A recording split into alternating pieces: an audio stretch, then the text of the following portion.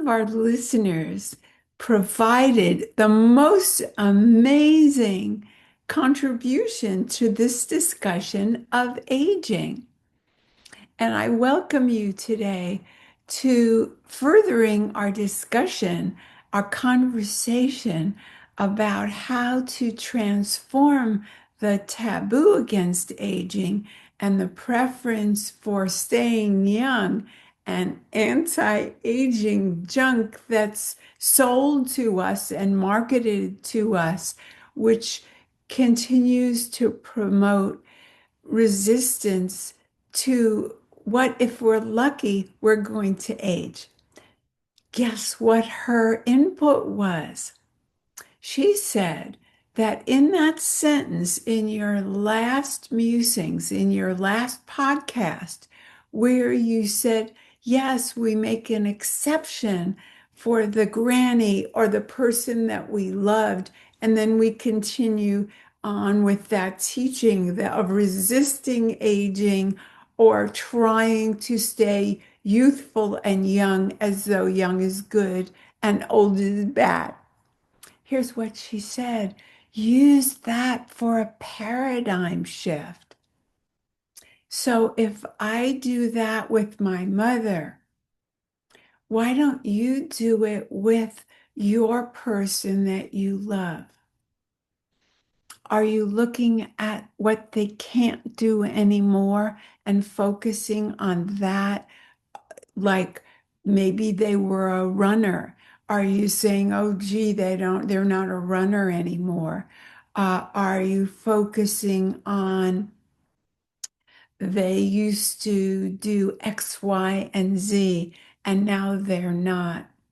If you love them, you are seeing what they can do, how they can relate, how love still exists. You know, I'm thinking of Superman, Christopher Reeves. People held on when he could just blink his eyes to say, I love you. It was enough. They were gratified because they were taking the satisfaction from what is. You know, there are some people that talk about the highest level of relationship. And it's not actually about forgiveness of what happened, even though that's a lot of the rhetoric. And what they actually mean is forgiving the emotions. Because when we're stuck in the emotion of resistance or anger or or the story, we're not present to the person. So being with ourselves, being with those we love, if we take in the paradigm of the granny or the person we actually made the exception, we're not thinking about what went wrong. We're appreciating what is right in the moment. Does that make sense? Because it was so super helpful. That is how we make paradigm shifts. What does forgiving an emotion mean?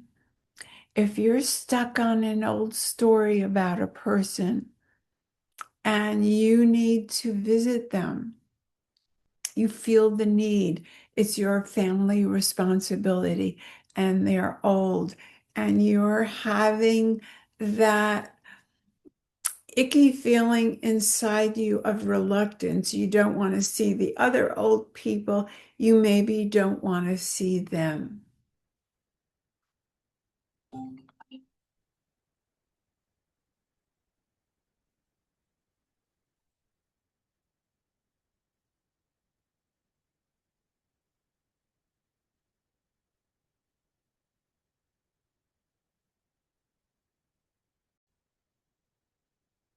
What does forgive that emotion mean? It just means let it go.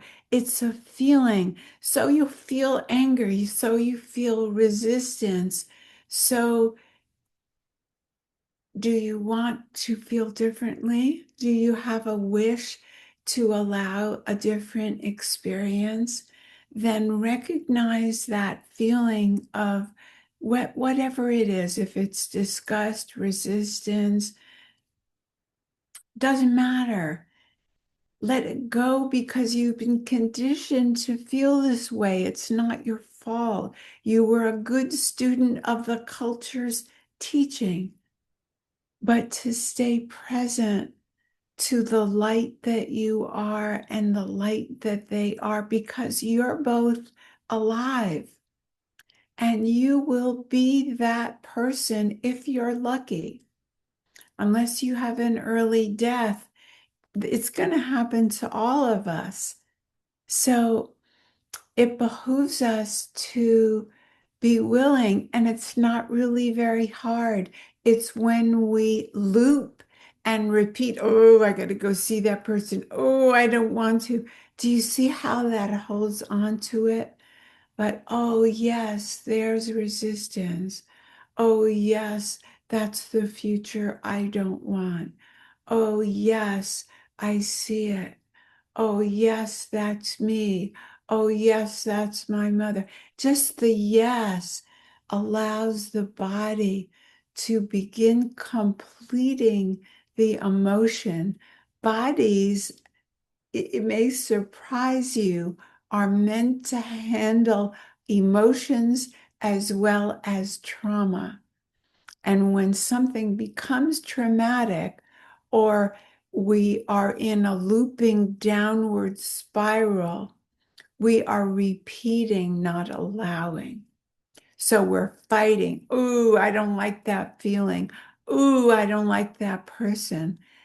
Acknowledgement, and then allowing it to be the way it is without looping. So we need a moment to pause. And while you're identifying the feeling of anger or disgust or resistance, you have that moment not to pick up the tug of war again. So I will tell you a different story because I hope I gave you some ideas. A friend was telling me of an exchange she had with her grandson. And she's 81, or she'll be 81 soon. And I may not have all the particulars exactly in my memory because I'm 78. But what stands out is that her sweetheart of a grandson said to her, Granny, I know you're old, but you don't seem old. And she told me, we were in conversation about this, and she said, I stay young by doing this and by doing that. And I couldn't help saying to her, well, what if you said to him, so he would learn a new definition of old? If you said, I am old, and I am lucky because I get to be with you. I get to hear your thoughts and share your feelings. We get to have activities together. And if you're lucky too, you will also get to be old. And that this is again about, I think this is where it started, where no, it didn't start here, but this is where I became even more convinced that we are the leaders, those of us who are old, to reclaim the word old and not have it be bad, just as many minorities that have been held at a distance and given a taboo of bad and scary and harmful and resistance have taken the words that they hated, used them to shift the meaning. And we can do that. And, there's a new movie out, and I haven't seen it. I don't know if it's good. It's called Magellan. And it's about Magellan, who proved to the world that we are round and not flat. He didn't just go with what was. Everybody had this belief, and it was a false belief. And we have in the culture a false belief that there isn't satisfaction in aging. It's all about looking less good, less like a young person. And so I offer you to be a Magellan, to be, what's the word I'm looking for? Can't get it right now. The word I'm looking for is, uh, I'll take change agent instead. But be revolutionary just in that one word of adding age to your vocabulary, aging, as though it's a neutral word, as though it's part of life, as though we get to do it and we are the lucky ones, and take aging away from being bad versus good as youth. So I encourage you to share these videos with people so that we can get more people joining us to shift the meaning of aging and neutralize it, so that if you're young, it gets to be different when you get there. And we can stay relevant and have importance and experiences that are satisfying if we allow ourselves. It's a self-led opportunity.